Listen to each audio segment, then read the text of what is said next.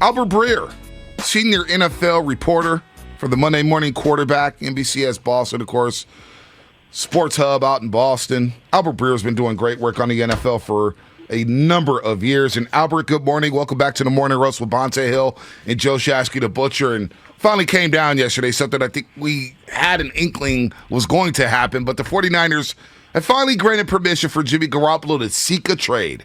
He's going to seek a trade here, but we have no idea where Jimmy Garoppolo is at. Is he throwing the football? Can he throw it 40 yards? Can he throw it by August 1st? Can he throw it by the time training camp is open? So let's just start with Jimmy Garoppolo and his progress. Where's Jimmy Garoppolo at with this rehab, Albert? Well, he's throwing, and I think, the window we're looking at now, for him to get back to where he'd be fully cleared and ready to play is about 2 or 3 weeks. So, 2 or 3 weeks from now, the hope is that he is 100% cleared to go. And, if that's the case, then, barring something crazy happening in the next week, the idea would be hopefully something's changed with some other team, whether it's an injury or a team looking at its own quarterback situation, thinking to themselves, we got to bring in somebody different here. And, whether that's Seattle, Atlanta, Houston, whoever it is, a lot can change the first couple of weeks of training camp. So that'd be the hope, is that, as Jimmy gets closer and inches closer to full clearance, that someone's situation out there will change. We lost Albert there for a minute. Choppy line. Lubman, let's work on getting him back here, but he's not going to be able to throw for another 2-3 weeks. I thought he was already throwing. Well, I'm going to ask Albert just straight up. There's so much misinformation. Yeah. I don't understand it. Well, this is what I do understand. And this is something we touched on as soon as the season was over and he got the surgery. When is he going to be able to throw? See ya. And what did I say to you, Shasky? Back in February, what did I tell you? I said, a team is not going to trade for him knowing he can't throw until the end of July. And everybody said, he can throw in June. He can throw in June. We heard Albert. He may not throw for another 2-3 weeks. But I thought I saw reports that he's already begun throwing. No. I'm not saying, so just to clarify what I said, he is already throwing. We're talking about 2 or 3 weeks clearance, full clearance. Full clearance. So he's just throwing checkdowns. Can he throw down the field? What do we mean, Albert, when we say throwing? Is he throwing all the routes? What do we mean by that? I'm not 100% positive on that. Gotcha. Obviously there's a process with the rotator cuff of building it back up, and full clearance means full clearance to take hits. Gotcha. That's obviously, another level of stability in the shoulder. He's getting closer, and I don't think any of the stuff out there was inaccurate. He was throwing at the beginning of July, which was sort of the target all along, that. I know the Niners have felt and he felt that, if he could start throwing again, between the end of minicamp and the beginning of training camp, that would sort of put him on target for where he wanted to be. Full clearance is something different than just throwing. Full clearance means you can stand in there and take a hit. Gotcha. And the hope is that Jimmy's going to be there in the next 2 or 3 weeks. Albert, I know you do a great job, all right? And there's so many different reports that are coming out there, and obviously you've had different things come out. This cat and mouse game between the Niners and Jimmy Garoppolo, the agent, as a Niner fan, I'm sitting here, we can't even get on the same page as to what the injury is. It was a fingernail, and then it was a thumb, and then it was a shoulder, and now I'm hearing rotator cuff. Why is this thing so muddied? Why can't we get any clarity on even what the injury is? Yeah, there's a rotator cuff, and it's in his throwing shoulder, and obviously, that's a serious injury for anybody who throws for a living. There's tons of pitchers who've had that issue over the years. And so, getting him back to where he needs to be to stand in there, take contact, throw a football, that was always going to be a process. I also think to some degree there were some competing interests here. And that, the Niners, obviously would have liked to turn the page earlier in the off season, and Jimmy's decision to try rehab first, which isn't unusual, but definitely changed some of the timeline. His decision to try rehab first backed the timeline up about 6-7 weeks. And so, whereas maybe if you're another team and you're looking at it and you're saying, all right, like, so if we trade for him, we'll have him at maybe the very back end of the off-season program, and maybe he can do a little bit for us in minicamp, versus now what it is, which is he's not going to be fully cleared until you're halfway through training camp. Those are two different things, especially, when you're talking about a guy who's only under contract for the current year. So if you're trading for him, you're trading for him for this year and this year alone, unless you do some sort of extension with him.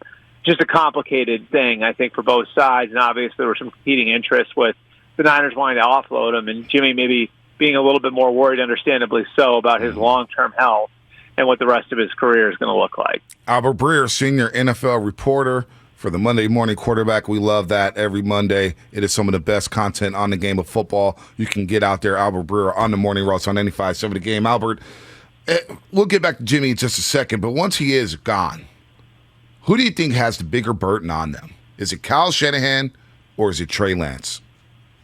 I think it's on everybody in the Niners organization who made this decision, because and I think in a similar way to there was pressure on the Rams last year, like where the Rams traded away a quarterback they drafted first overall and they went to a Super Bowl with, and they brought in a guy, and obviously Stafford and Lance are two very different points of their career, but they brought in a guy who, there were some questions on, like how much of what happened in Detroit was on him.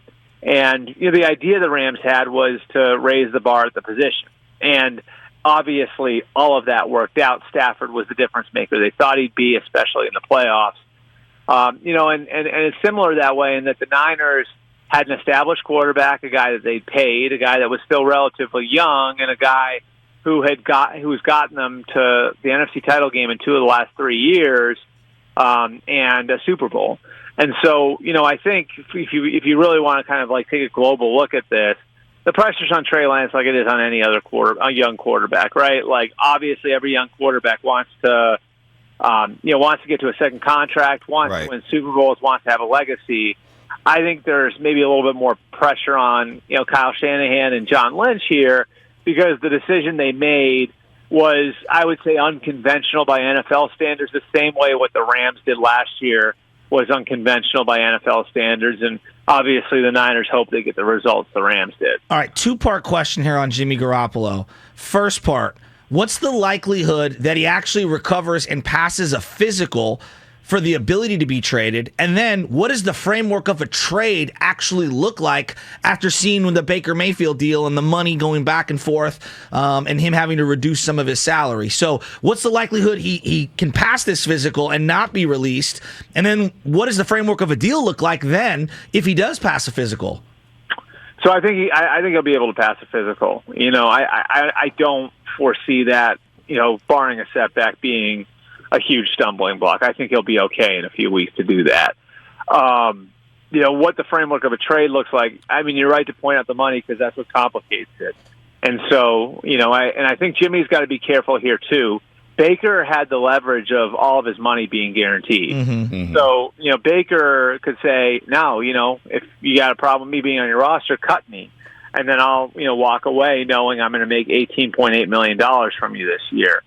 With Jimmy, it's different than that, because Jimmy, the Niners can say, well, we'll cut you tomorrow and we won't owe you a red cent. And so, where Jimmy can, try to draw a line in the sand and say, I'm worth X or I'm worth Y or I'm worth Z. Now, the Niners, have the power to call his bluff and cut him and let him go in an environment where cap space and cash around the league is not where it was, in February and March and April. And so I think the money is actually the key part of it. And, if Jimmy goes to another team and says, I think it's fair if I'm going to be your starter that I make, let's just throw out a number there, $10 million this year, right? Mm-hmm. So I'm not going to ask for the full 25, but how about $10 million and then you give me some incentives? Well, maybe that team doesn't have the space. That team goes back to the Niners and says, okay, well, will you take on $5 million of this? So that would mean the Niners would be basically buying back a draft pick. Right. Is that good business, Albert? Is that good business to pay $5, $6, $7 million for a 4th or 5th round draft pick? That's where you have to weigh it. See, that's the thing is, so are you better off cutting him and saving that money, or are you better off buying yourself a draft pick? So let me get this straight, Albert. If the Niners cut him today, they owe Jimmy nothing, or $7.5 million, or what is it?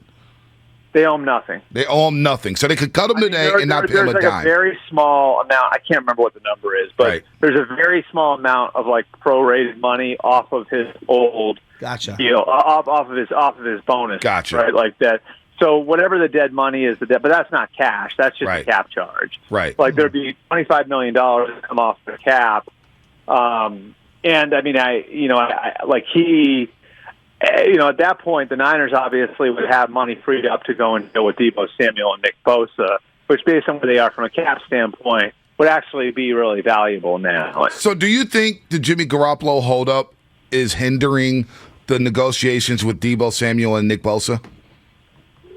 No, I don't think so. Because I think the Deebo situation is very unique, and the Nick Bosa situation is there's not a ton of urgency. I mean, if you look at like the way that Nick's brother did his deal with the Chargers, like Joey got a record-setting deal from the Chargers, but he waited until after his fourth year. So I don't think I think the urgency actually, if this is me, I think the urgency would almost more be on the Niners side of it than Bosa's side of it, because Bosa could say, "Yeah, sure, I'll play another year under this deal." And now maybe next year you're going to have to pay me $35 million per instead of $30. Whereas for the Niners, maybe you look at this and you can say, we could save some money here if we take care of him early.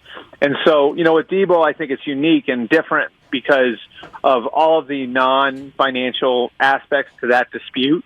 I do think the Niners are willing to pay him. With Bosa, I don't know that there's any emergency to do a deal because he's not up after this year.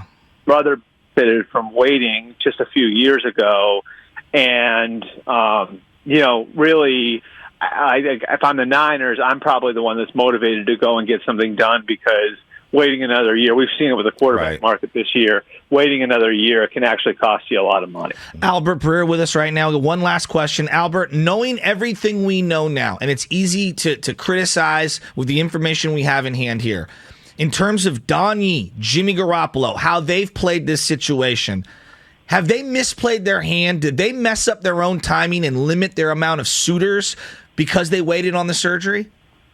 I'm not a doctor, so let me start there. And I know that sounds like it's an educated guess, but I'm genuinely like but I've seen a lot of these, where it's like rehab versus surgery, and like you don't hear about it a lot, but rehab does work sometimes, and so if you're Jimmy, I could understand where maybe part of it was I'm willing to roll the dice, and I mean, like he would have been a real commodity if the rehab had taken and the pain had gone away.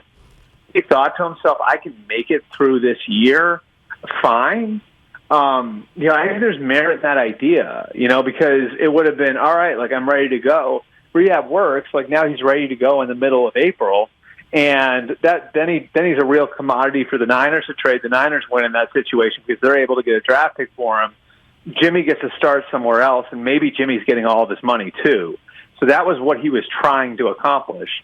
The downside is what we've seen play out, which is, you wait 6 weeks, you still have pain, and now you've screwed up the timeline. It's harder for the Niners to trade you, and it's harder for you to find a starting job. So, like, without being a doctor, I can't tell you what the percentages were on the risk that he took, but, just based on what I know, I can understand the logic in taking that risk because you would say, okay, like if there's a 50% chance that I'll get a full off season, that I'll be able to go through training camp, and maybe this is something I have to have surgery on a year or two down the line, I can understand why you would take that risk, and maybe it just didn't work out. Albert Breer, Monday Morning Quarterback, one of the best in the business, man. We so appreciate the time today. Great insight on Jimmy Garoppolo, Trey Lance, a lot of stuff. We can't wait to talk to you during football season, man. 49 days away from Bills Rams, man. It's coming. Trading camp coming to a city near you, Albert. Take care. All right, thanks, man. Anytime, Albert Breer on the Morning Roast. You are listening to 95.7 The Game, KGMZ FM and HD1 San Francisco, and Odyssey Station. Download the Odyssey app and favorite 95.7 The Game for the best and most up-to-date Warriors, Niners, and Giants coverage.